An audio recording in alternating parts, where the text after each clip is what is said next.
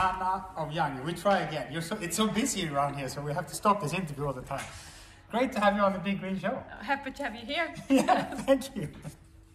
Well, we're here with actually a few fiber-based packages made from your new machine. Yes, that's right. Yeah. We have our new platform up and running in our new facilities, and now it's time to commercialize this amazing technology. Yeah, that make these out of fiber instead of plastics, right? Yes. And you use dry forming technology. Can you tell us a bit about how that works? Yeah, I mean, dry forming is a quite disruptive technology compared to traditional paper-based production technologies. Yeah, which is wet-based. Yeah, because normally you use a lot of water. Yeah. In our technology, we don't use any processed water. And that means that we can improve the efficiency of technology, because we don't need any drying time.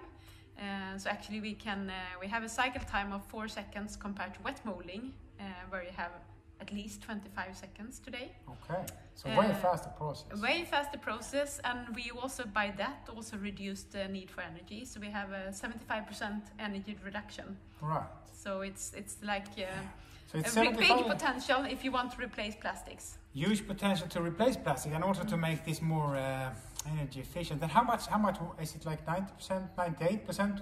How much is water actually?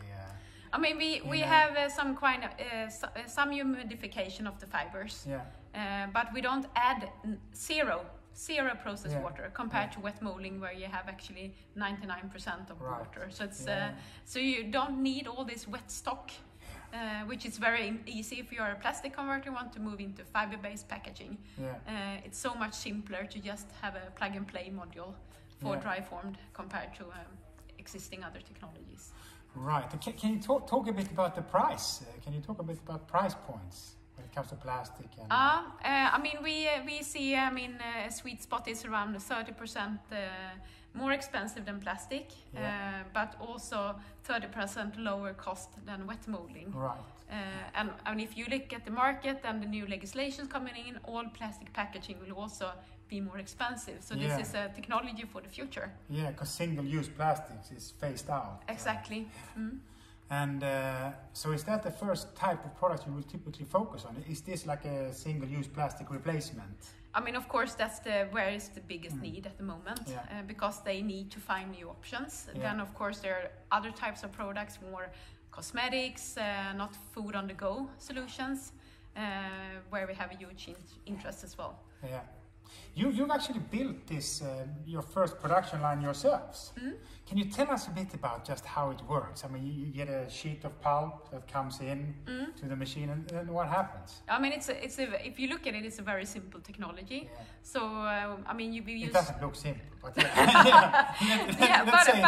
I mean, you actually have, in basic, you have two platforms that we have combined. So we have a air-laid formation where you actually take in the pulp, you free the fibers, and then you actually do a formation of a pad, which is really fluffy, almost like cotton.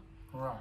And then, but even this is freeing is actually quite a complicated thing. You have to. It's a certain methodology. It goes actually in some air pipe so that it's completely in a perfect formulation. Yeah. So it's not that easy. But no, of course you need to know what you're doing, and you need to secure that you have a really, really good pad with a even grammage formation.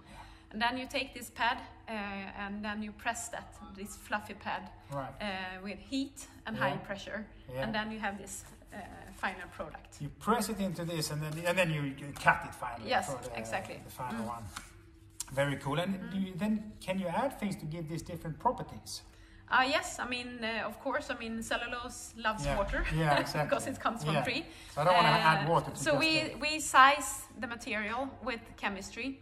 So you actually have some kind of water resistance, you have some fat resistance, and then we can play around with achieving different types of barrier properties, depending on the product. Yeah, what the customer wants for exactly. And how is the customer interest? I mean, we have a huge customer interest in many different segments. So now we are actually running different projects for customers to prepare them to be able to invest in the machine. So it's all about actually inviting customers to run their products in our machine line, and also help them and educate them in our technology. So you can actually give them the ready product, and then they can go home and try it out and see that it works. Yeah. That's great. Well, you just closed the financing round. Yes, in October we closed our latest financing round, and now we're opening a new one to be closed by autumn next year. And a lot has already happened with your new machine up and running, more customer interest. Very cool. Well, I think we just want to wish you good luck in the future. Thank you. Thank you very much. Thank you.